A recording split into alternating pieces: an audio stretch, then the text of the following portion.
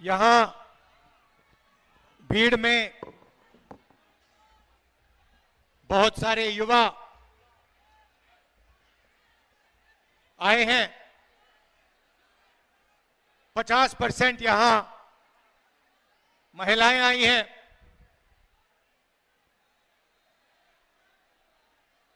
और सच्चाई है कि आज के हिंदुस्तान में अगर कोई लोग दुखी है तो वो देश के युवा दुखी हैं बेरोजगारी के कारण, और देश की महिलाएं दुखी हैं महंगाई के कारण। बोझ आपको उठाना पड़ता है।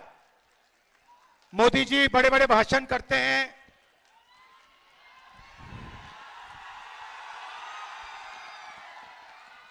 कभी सी प्लेन में चले जाते हैं, कभी समुद्र के नीचे चले जाते हैं, मगर बोझ आपको उठाना पड़ता है। जब पेट्रोल का दाम बढ़ता है, डीजल का दाम बढ़ता है, महंगाई बढ़ती है, तो असली चोट असली चोट हमारी माताएं बहनों को लगती है। उनसे कोई पूछने को नहीं आता, अकेली रहती हैं और रोज उनको चोट लगती है। जब भी वो कुछ खरीदने जाती हैं उनको चोट लगती है। नरेंद्र मोदी जी ने उसमें जीएसटी जोड़ दिया, तो जितना टैक्स आप देते हो, जितना टैक्स हिंदुस्तान के गरीब लोग देते हैं, उतना ही अदानी जी देते हैं। आप शर्ट खरीदते हो, जितना टैक्स आप देते हो उतना गौतम अदानी देता है। ये पूरा टैक्स का जो ढांचा है, हिंदुस्तान के गरीब लोगों से पैसा लेने का तरीका है। सही बात है। आप देखिए, अदानी जी अरबपति है, प्राइवेट हवाई जहाज में 24 घंटा उड़ता है,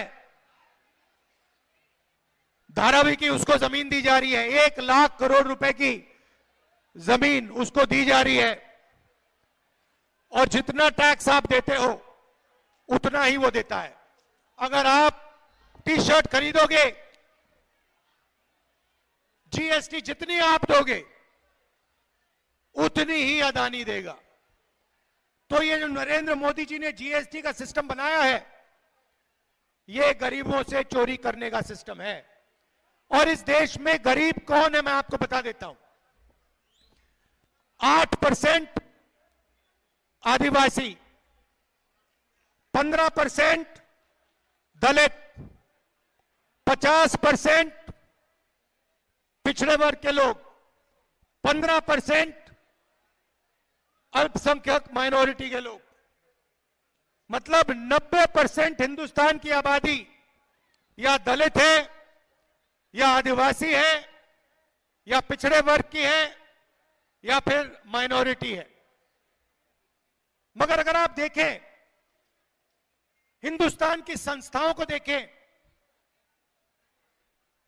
सरकारी ऑफिसेज में देखें, आपको ये लोग नहीं दिखाई देंगे।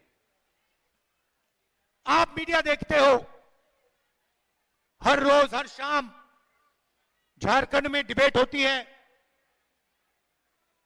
एंकर एक दूसरे से बात करते हैं, पत्रकार आर्टिकल लिखते हैं। आप मुझे बताओ, टीवी में डिबेट होते हुए आपने कभी किसी गरीब आदिवासी को, किसी किसान को, किसी गरीब दलित को, किसी गरीब पिछड़े वर्ग के व्यक्ति को टेलीविजन पे देखा है क्या? नहीं दिख सकता आपको। आपको कभी आपने नरेंद्र मोदी जी को किसान से गले मिलते हुए देखा है? ना।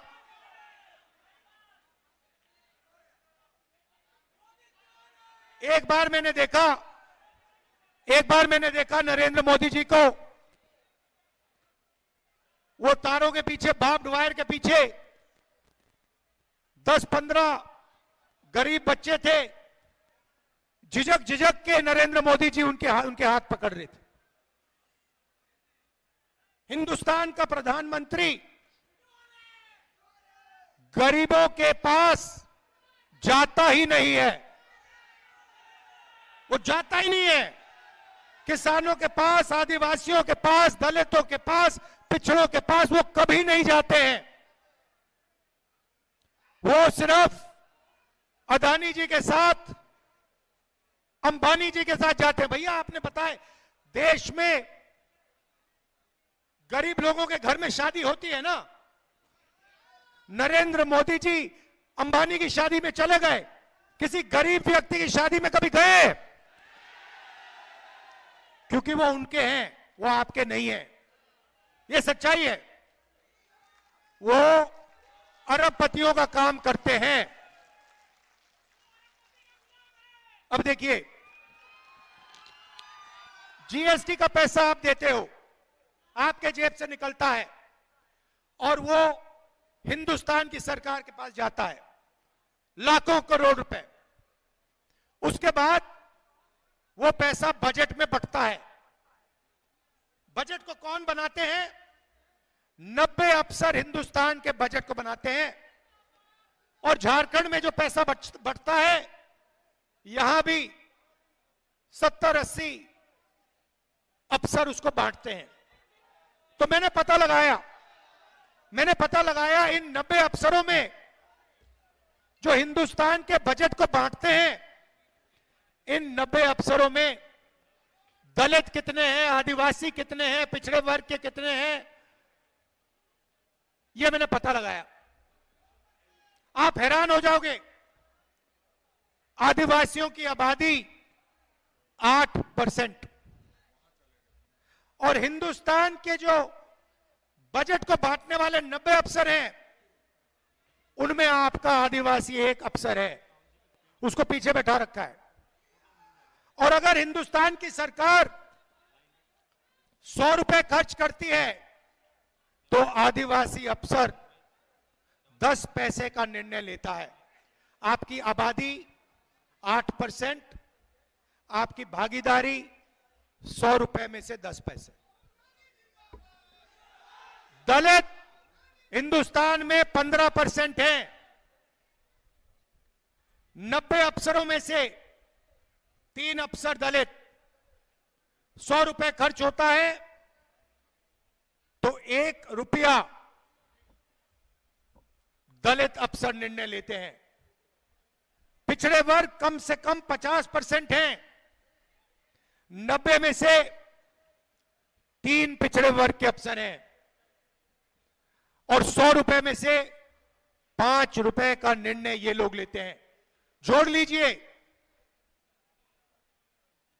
90% आपकी आबादी है और 6 रुपए 10 पैसे 100 में से, 100 रुपए में से आप निर्णय लेते हो।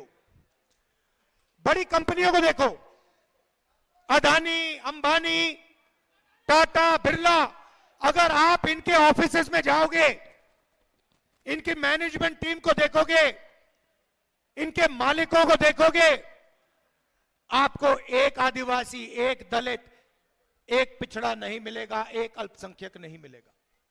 यह देश की सच्चाई है। और नरेंद्र मोदी जी का काम आपका ध्यान इस बात से भटकाने का है कि आपको पता ना लग जाए कि आज हिंदुस्तान में 90% आबादी की कोई भागीदारी नहीं है। सरकार में नहीं है, मीडिया में नहीं है, प्राइवेट अस्पतालों में नहीं है, प्राइवेट कॉलेजेस में नहीं है, शिक्षा के सिस्टम में नहीं है, जुडिशरी में नहीं है, आप कहीं के नहीं हो। अगर पिछड़ों को ढूंढना है, दलितों को ढूंढना है, आदिवासियों को ढूंढना है, मजदूरों की लाइन में जाओ, दलित, पिछड़े, आदिवासी लोग आपको मिलेंगे। लेबर की लाइन में जाओ, ये जो सड़कें बनाते हैं, ये जो इमारतें बनाते हैं, ये इनका खून पसीना से बनती हैं। ये अपना खून पसीना देते हैं, ये इमारतें बनती हैं। बड़े बड़े ऑफिस बनते हैं मगर इन ऑफिसेज में ये लोग नहीं जा सकते। बड़े बड़े रेस्टोरेंट बनते हैं, ये लोग बनाते हैं। दलित, आदिवासी, पिछड़े वर्ग के लोग अपना खून पसीना देकर ये बड़ी बड़ी इमारतें, बड़े बड़े मॉल बनाते हैं और इन मॉलों में आप लोग नहीं जा सकते। ये बदलना चाहता हूं मैं। अब बदलने का सबसे बड़ा तरीका जाति जनगणना, कि देश को पता लग जाए आदिवासी कितने हैं, दलित कितने हैं, पिछड़े वर्ग के लोग कितने हैं। दूध का दूध, पानी का पानी साफ हो जाए, पूरा पता लग जाए सबको कि भैया देश का धन कैसे बटा है, सरकारी संस्थाओं में हमारे कितने लोग हैं, दलित कितने हैं, आदिवासी कितने हैं, पिछड़े कितने हैं, सबको पता लग जाए। जिस दिन भाइयों और बहनों जाति जनगणना हो जाए उस दिन हिंदुस्तान में क्रांतिकारी राजनीति शुरू हो जाएगी। और मैंने साफ कह दिया, पार्लियामेंट हाउस में मोदी जी के सामने कह दिया, मोदी जी आप जाति जनगणना को रोकने की कोशिश कर रहे हो। मैं और कांग्रेस पार्टी और इंडिया गठबंधन देश को वायदा देते हैं, पार्लियामेंट में, लोकसभा में वायदा देते हैं कि हम जाति जनगणना इसी लोकसभा में पास करवा के दिखाएंगे। और ये जो 50% की दीवार बना रखी है, रिजर्वेशन की दीवार बना रखी है, इसको हम तोड़ के इसको हम परे कर देंगे।